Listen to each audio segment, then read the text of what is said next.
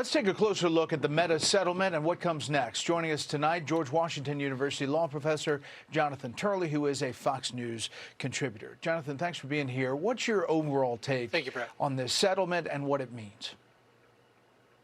Well, it's obviously a seismic settlement. It's one of the great sort of mass liability cases in history.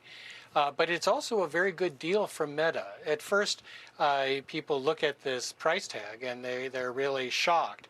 That's $17 billion is a lot of money, but Meta is a lot of company, and they can handle this type of hit. They were looking at over $1 trillion being sought. So for Meta, it's a manageable and frankly a good deal. Now, what it is for plaintiff's attorney is a virtual dinner gong. I mean, there are thousands of these cases. There's going to be more of them as they pursue these other companies, as well as possible Meta in private lawsuits. Yeah. And to your point, Meta, the financial report from 2025, the revenue was $200.97 billion, the net income $60.46 billion. Here's Meta's chief legal officer on the settlement. Our new time limit commitments, night mode features, and usage limits during school hours set the right path forward for our whole industry. As a parent, I'm proud both of the work Meta has done to protect kids historically and of this new groundbreaking agreement. So we'll put up some of the things they're required to do and implement on the screen, but your thoughts about that actually getting done under this settlement? Well, I think it's going to get done. I think the company was already moving towards some of these changes. Even if they were to prevail in litigation, they would likely face these changes through legislation. The company had some good legal arguments to make. I mean, I was very skeptical about aspects of this case. You know, the difference between a very popular product and an addictive product can be rather hard to discern. And how they were going to draw that line remains something of a mystery for some of us.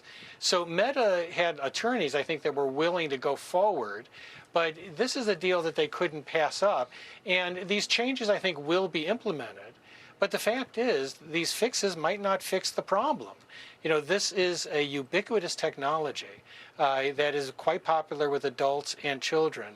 These changes will help parents, but the parents will remain the primary regulatory agency here.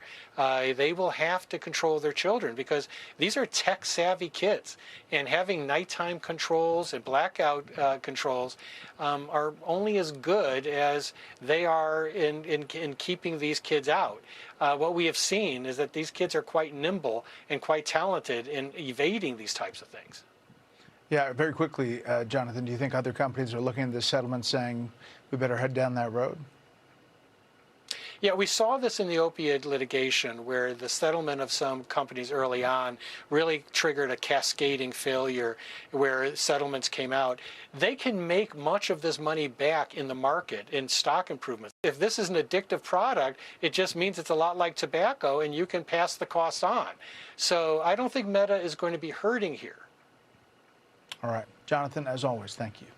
Be sure to like and subscribe for all the Fox News latest on YouTube and catch full shows streaming now on Fox One.